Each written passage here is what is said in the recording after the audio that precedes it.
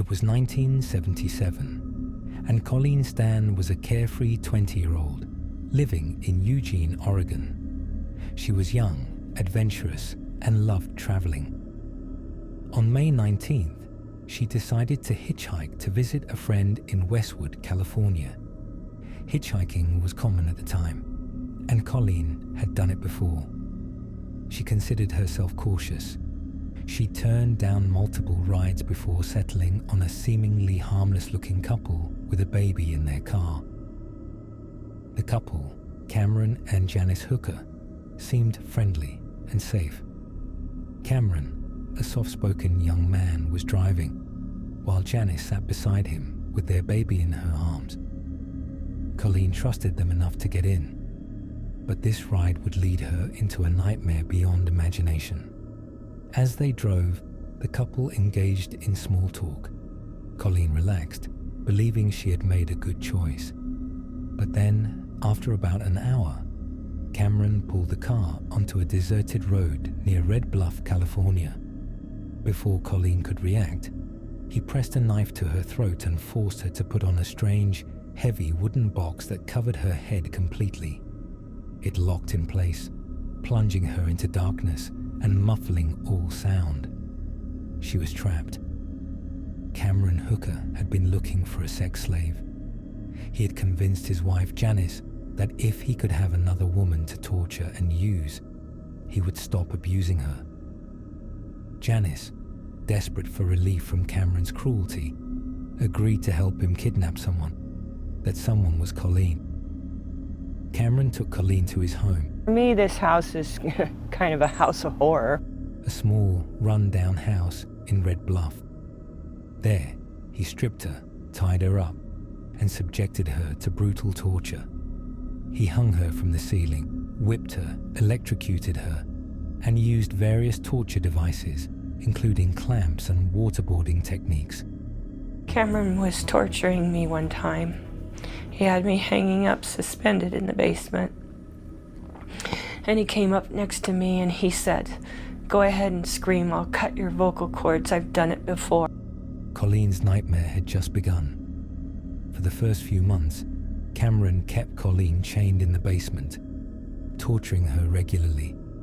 But soon, he introduced something even more horrifying. A coffin-like wooden box.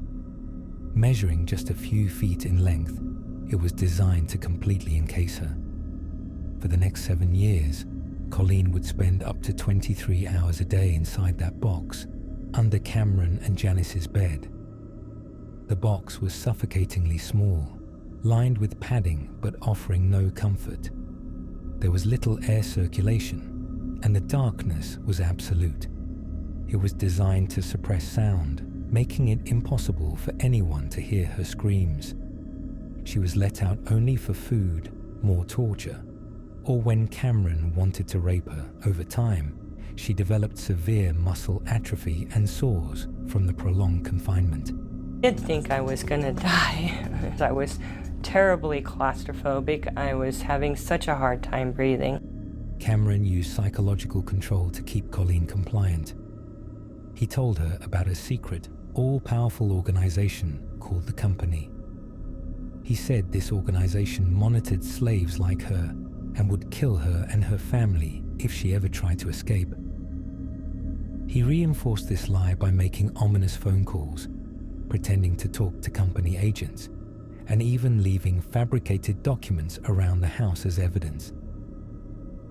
Fear became Colleen's prison, just as much as the box did. She believed that any attempt to escape would result in her entire family's murder.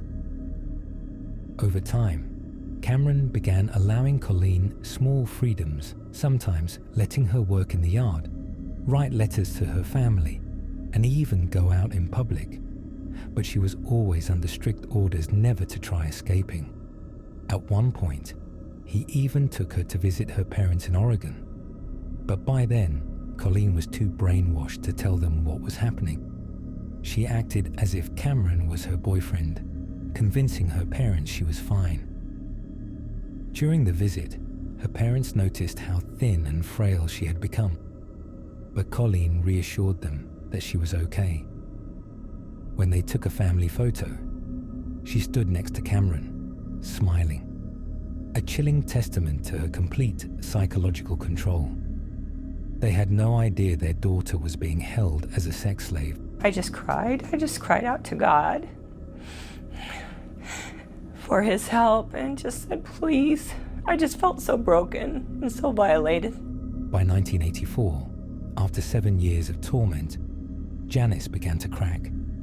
She had endured years of Cameron's abuse herself, and she started to fear for her own safety. Cameron had once expressed interest in taking another slave, which made Janice realize she might no longer be safe. She also became increasingly religious and started questioning what she had allowed to happen. Finally, she told Colleen the truth. The company didn't exist. It had all been a lie to control her. That revelation shattered the psychological chains holding Colleen captive. Janice helped her escape, and on August 10, 1984, Colleen fled to safety. She called her father and eventually went to the police. Cameron Hooker was arrested soon after, was charged with multiple counts of kidnapping, rape, and torture. During the trial, Janice testified against him in exchange for immunity.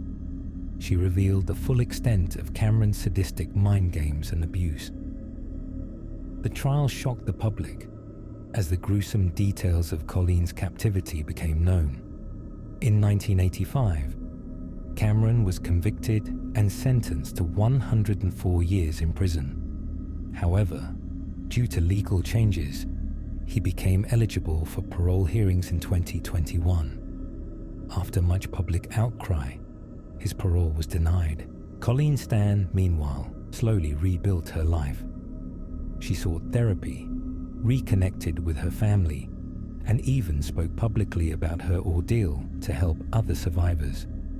She eventually worked as an advocate for abuse victims, using her experience to bring awareness to psychological and physical abuse.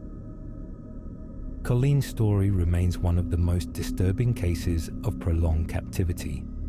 It's a chilling example of how psychological manipulation can be just as powerful as physical restraint. Her survival is a testament to human resilience, even in the face of unimaginable horror. This case continues to serve as a harrowing reminder of the evil that exists and the strength it takes to overcome it.